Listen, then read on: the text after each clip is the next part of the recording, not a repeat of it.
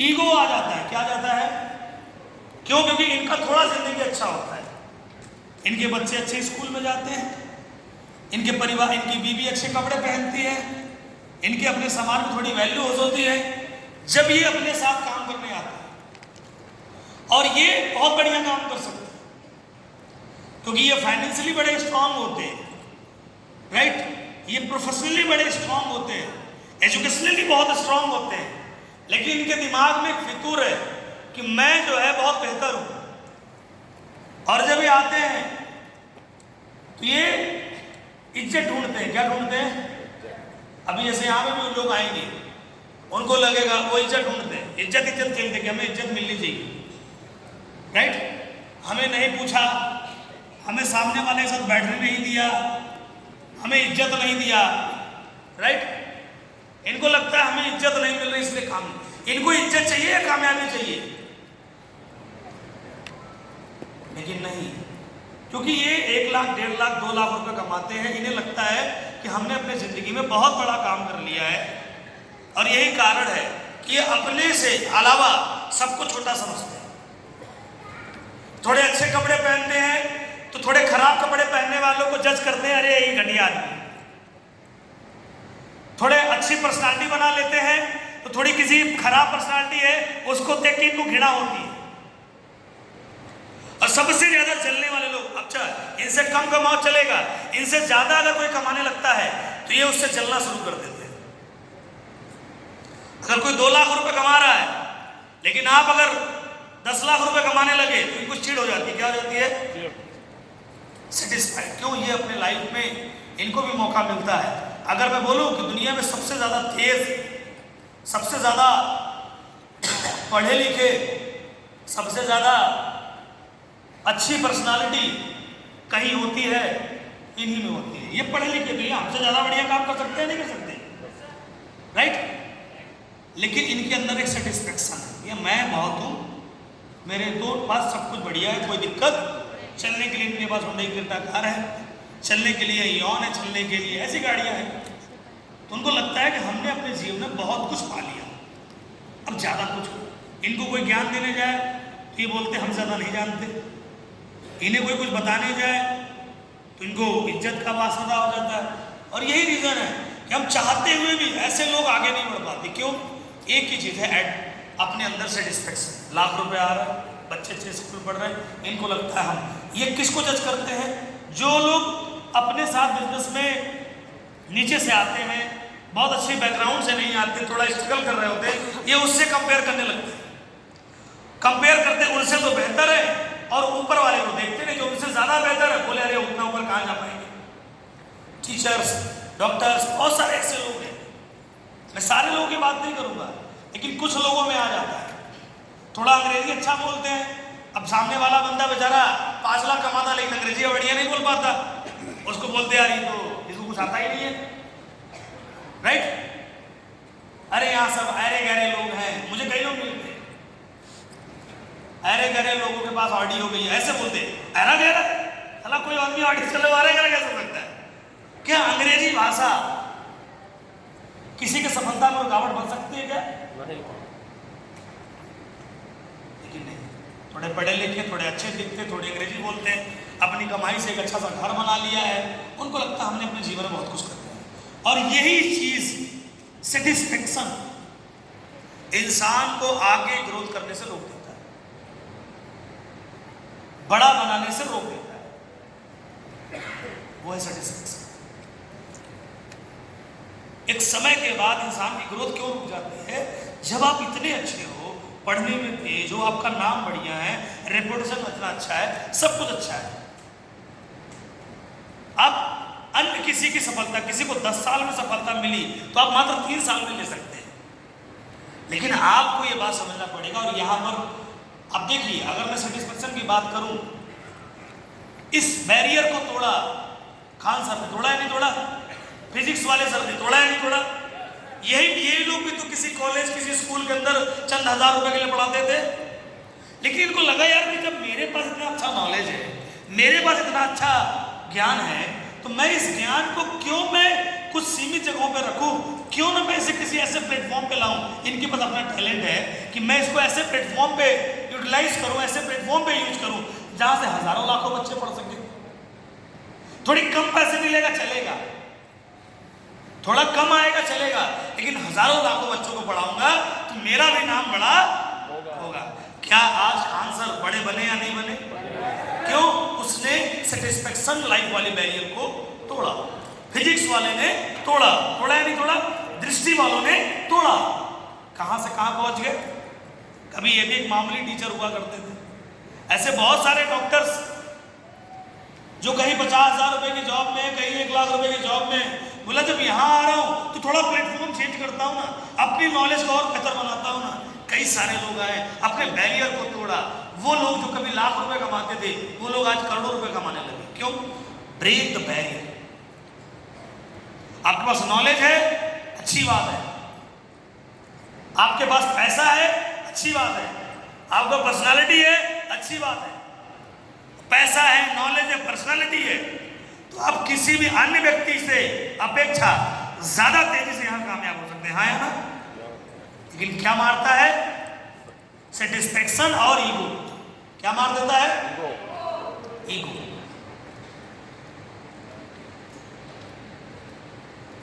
मेरे साथ फोटो नहीं खिंचवाए, इस बात का भी हो जाता है, पता नहीं क्या क्या ले लेते हैं, और कोई भी तीर हो पहले लेते हैं। यही मुद्दा है, इसी वजह से दिक्कत आती है। हम यहां आगे बढ़ रहे हैं, बात समझ में आ रही है? दूसरी कैटेगरी आगे है, जो सक्सेसफुल लोग हैं, ये वो कैटेगरी है जो विजन के लिए, जो अपने सपनों के लिए, अपनों के लिए और अपने सपनों के लिए अपना सारा जीवन समर्पित कर देता है। सक्सेसफुल माइंड से क्या कहते हैं? सक्सेसफुल माइंड वो विजनरी होता है, उसे समझ में आता है दिस इज द प्लेटफॉर्म, इस प्लेटफॉर्म पे मैं अपने हजारों सपने पूरे कर सकता हूं। मुझे नहीं मतलब किसी से, मुझे कामयाब होना है। क्या होना है? मुझे कामयाब होना है, मुझे तरक्की करना है। किस कैटेगरी के लोग हैं? नहीं है, कोई मतलब नहीं है, विजन उनका इतना बड़ा है। और वो विजन क्या है? धीरूभाई अंबानी एक विजनरी आदमी, एक मामूली सी जगह पे काम करते थे, वहां से निकला, एक सोच बनाई, बड़ा आदमी बनना है, बड़े एटमॉस्फेयर में गए, लोगों से मिलना जुलना सही किया, उठना बैठना सही किया, माहौल बदला, और कहां से वहां पहुंच गए। विजनरी सक्सेसफुल डिजायर माइंडसेट जो होता है, ये होता है विजनरी। ये आने वाले भविष्य का सोचते हैं, आने वाले दिनों के बारे में सोचते हैं, न केवल अपने बारे में बल्कि अपनों के बारे में, अपने परिवार, अपने देश, अपने समाज, खुद आगे बढ़ रहे बड़े लोगों को आगे बढ़ाने की सोच रखते हैं।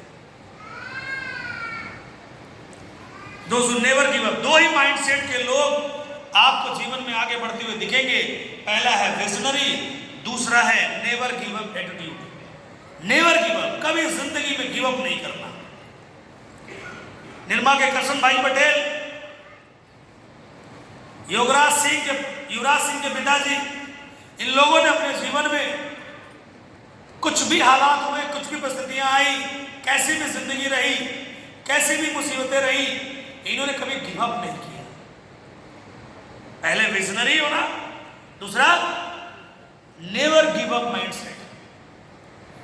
कुछ भी हो गिव अप नहीं करना है।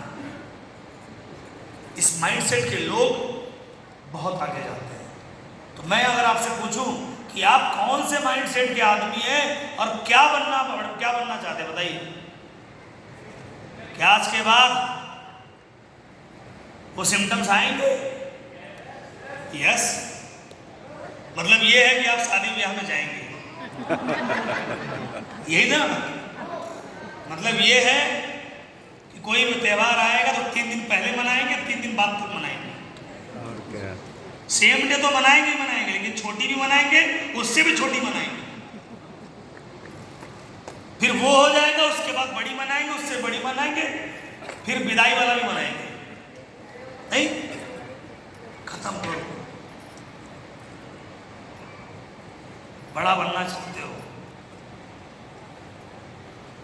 लेकिन विजनरी बनना नहीं चाहते, और विजनरी लोग ही, इनके विजन बड़े होते हैं, वही लोग आगे बढ़ते हैं। और विजन किसके बड़े होते हैं? इसके रीजन बड़े होते हैं। कॉज। इंसान कब मेहनत करता है मालूम है? जब उसका इमोशन जुड़ जाता है उसके साथ। किसी भी काम के पीछे इमोशन होता है। काम करने से कामयाब नहीं होगे सर, मेहनत करने से कामयाब नहीं होगे। मेहनत क्यों कर रहे हो ये अगर आपको पता है तो ही आप कामयाब हो।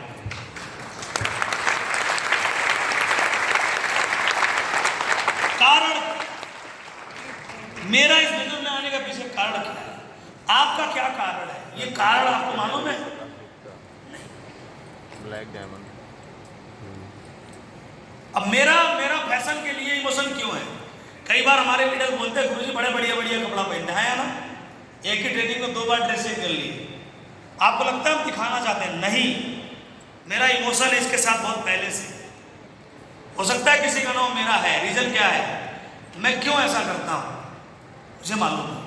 मैं इसलिए ऐसा करता हूं कि जब मैं 7-8 साल का था तो मेरे पिताजी चूंकि जॉब में थे, तो आपको पता है जॉब वाले तो बिजनेस वालों का मुकाबला नहीं कर सकते चाहे कुछ भी कर ले।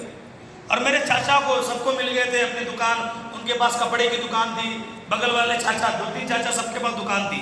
जब भी कोई त्यौहार आता था तो हर त्यौहार में लोग अच्छे और नए कपड़े पहनते हैं, हाँ या ना? तो नए कपड़े पहनते। लेकिन जब मैं 5-6 साल, क्योंकि जब आप 7-8 साल में आपको बातें लगने लगती है कि यार ना मेरे पास ना ये नहीं है, ये जो बच्चों को आप देखेंगे 7-8 साल वाले बच्चे जो होते हैं ना, 8-9 साल 7-8 साल के जो बच्चे होते हैं ना, इनमें कोई की बात दिल में बड़ी जल्दी लेते हैं। इनको ये दिखता है कि फलाने के बेटा ऐसा है और हमारे पापा ऐसे हैं। हमारे पापा मेरे लिए ये नहीं करते, फलाने के पापा ऐसा करते हैं। ऐसा मैं ये चीज़ फील करता हूँ क्योंकि अभी मेरा 9 साल का बेटा है, मैं ये फील करता हूँ। जब मैं 9 साल का था तो मेरे साथ भी ये चीज़ हुआ है। तो मुझे शौक नहीं है, लेकिन वो इमोशन के साथ जुड़ा हुआ है कि मुझे इतना पैसा कमाना है, इतना पैसा कमाना है कि मैं अपने जितने भी मेरे खानदान में लोग हैं, साला हमसे महंगा और हमसे बढ़िया तो नहीं पहन पाए, चाहे कुछ भी करना पड़े। कारण है, पापा नौकरी में थे भाई, चंदन जी पापा नौकरी में थे, वो बनारस में नौकरी करते थे। कारण बता रहा हूँ क्यों मैं मतलब इस चीज़ के प्रति आकर्षित हुआ। पापा नौकरी में थे, जब त्यौहार वगैरह आता था तो 5-7 हज़ार कमाने वाले आदमी थे उस टाइम के अंदर। और मेरे चाचा उनके कपड़े की दुकान थे, बच्चे उनके हर त्यौहार में अच्छे कपड़े पहनते। मम्मी रोती थी क्योंकि पापा पैसे कम कमाते थे। तो जाहिर सी बात है कि अगर कोई आदमी पैसा कम कमाएगा तो उसके घर में बहुत ज़्यादा कुछ अच्छा नहीं होगा। मम्मी रोती थी, हम लोग के लिए दिक्कत थी। हमारा क्या बचपन का दोस्त, वो शायद पिछले वाले बैच में था, वो चला गया, वो मेरे सामने उसका घर वो जानता है। तो वहाँ से मेरे अंदर जो भाव आया कपड़े के प्रति, मैं सोने से ज़्यादा, गहने से ज़्यादा मैं कपड़े को प्रेफर करता हूँ। कि जब मैं अपने गांव या अपने घर कभी जाता हूँ तो कि यार तुम देखो साले मैं कौन हो गया, और तुम जिंदगी भर नहीं सोच पाओगे। क्योंकि ये मेरे गांव के प्रति मेरे को जो हीन भावना मिली ना, उस हीन भावना के प्रति एक इमोशन जनरेट हो गया। ये है कारण मेरे कपड़े पहनने के पीछे का राज, पहला कारण। दूसरा, पैसे कमाने के पीछे, जब मेरे पापा नौकरी करते थे तो यार किसी के पापा को कोई कुछ उनके नाम से बुलाएगा बुरा लगता है ना। तो जो मालिक था, उनका मालिक का बेटा जो मेरी उम्र का था, उनको उनके नाम से बुलाया एक दिन। उस दिन मेरे अंदर से ये भाव पैदा हुआ कि पापा अच्छे हैं लेकिन काम जो कर रहे हैं अच्छा काम नहीं, इसमें इज्जत बिल्कुल है नहीं। क्योंकि जब छोटा उम्र का लड़का मेरे पिताजी को, मतलब एक आदमी जिसकी उम्र 35 साल हो और एक लड़का जिसकी उम्र 18 साल है, वो मेरे पापा को मेरे पापा के नाम से बुला रहा है। उस दिन मेरे अंदर एक बात आ गई कि नहीं यार, मतलब ये नहीं होना चाहिए। तभी तो मैंने अपना पढ़ाई छोड़ के उस समय क्रिकेट खेलने के लिए सोचा था कि क्रिकेट खेलूंगा तो सपना पूरा होगा, तो हमें लोग इज्जत देंगे, हमें लोग वैल्यू देंगे। और मैं पैसे से ज़्यादा इज्जत के लिए काम करता हूँ, मैं पहले बता रहा हूँ।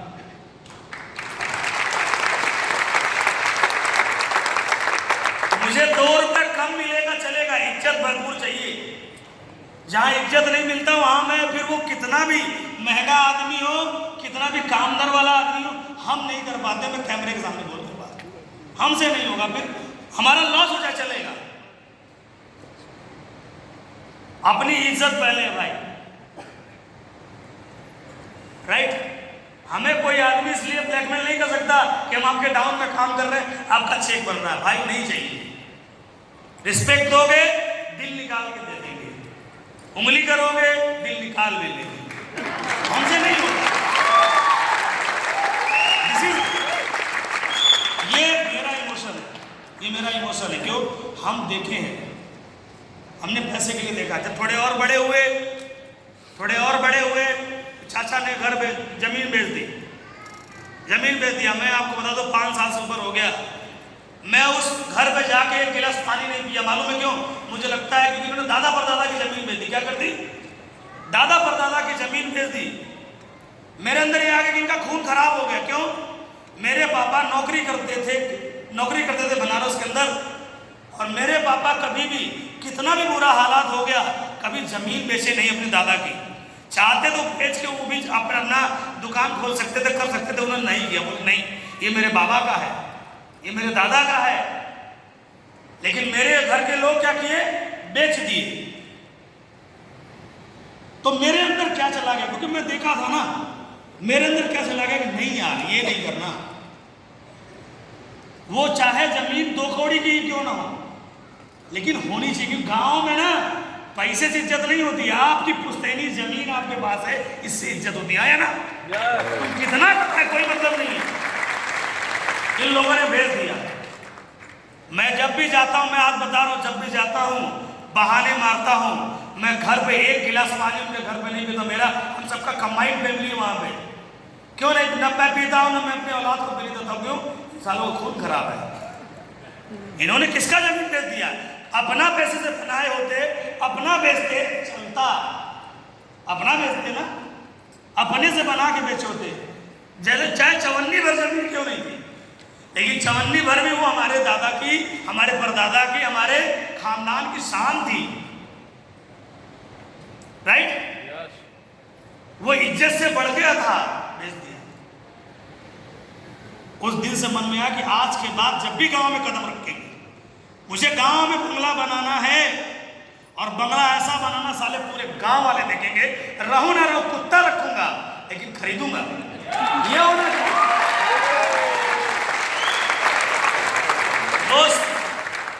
क्योंकि हम शहर में रहते हैं, हमारे पास अपना घर है, गाड़ी है, लेकिन गांव में जाता हूं हमको बहुत बुरा महसूस, अपने आप को छोटा महसूस करते हैं। क्या ये इमोशन आपके साथ जुड़ा हुआ है? क्या जुड़ा हुआ है?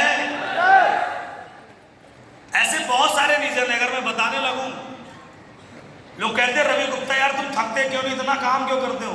क्या करूं, इतना बड़ा पंगा जो है, इतनी सारी चीजें जो करनी है, इतने सारे कारण है हमारे पीछे काम करने के, क्यों ना भागूं? अभी शुरू का, अभी कमाया ही कितना है, अभी तो बहुत कुछ करना बाकी है। तो ऐसे मेरे हैं, वैसे आपके भी होंगे, कुछ तो होंगे। और जब तक आप इन चीजों को, इस इमोशन को पालते नहीं हो अपने अंदर, तब तक आप लाइफ में बड़ा कुछ करने की सोच बना ही नहीं सकते। पैसे के प्रति आपका प्रेम आएगा ही नहीं, आप गिव अप कर दोगे। इन लोगों ने क्यों नहीं गिव अप किया? क्योंकि इनके पीछे कॉज था, इनके पीछे रीजन था, और रीजन ही इंसान को, विजन को बनाती है। यार रीजन है तभी तो काम कर रहे हैं, तभी तो पिछले 17 साल से लगातार नेवर ब्रेक पॉलिसी पे काम कर रहे हैं, नेवर रेस्ट पॉलिसी पे काम कर रहे हैं। 17 साल से, 2008 से लेके अब तक 2025 तक 17 साल से लगातार, और उन इमोशन को अपने कुरेद कर रखता हूं हमेशा। जब बिजनेस में आए, लोगों को बताना शुरू किया, लोगों ने मजाक उड़ाना शुरू किया। मेरे भाई ने मजाक उड़ाया, मेरे बुआ के लड़के ने मजाक उड़ाया, मेरे बुआ की लड़की ने मजाक उड़ाया कि जो कर रहे हो बर्बाद हो जाओगे, तुम्हारा बाप बनास के किराए के मकान में रहा, साले तू भी किराए के मकान में रहेगा। ऐसी ऐसी बातें जो अंदर जाके कुरेद देती। रुको बताते हैं, जीवन में कभी मौका मिलेगा ना तो जान चली जाए, लेकिन सपना पूरा करेंगे मरने से पहले, कुछ भी करना पड़े उसके लिए। तो ये मेरा इमोशन है, ये मेरा इमोशन है, ये मेरा रीजन है काम करने का। आपका भी तो कुछ होगा। पूरे दो उसको भूलो मत, घाव भरो मत। अगर वो घाव भर दिए तो जिंदगी में कभी प्रभाव छोड़ नहीं पाओगे, इसलिए वो घाव भरो मत, उसको समझो। और वही आपके विजन को डेवलप करता है कि यार काम क्यों करना है, राइट? आगे बढ़े, never give up mind set होना चाहिए। तो क्या आज के बाद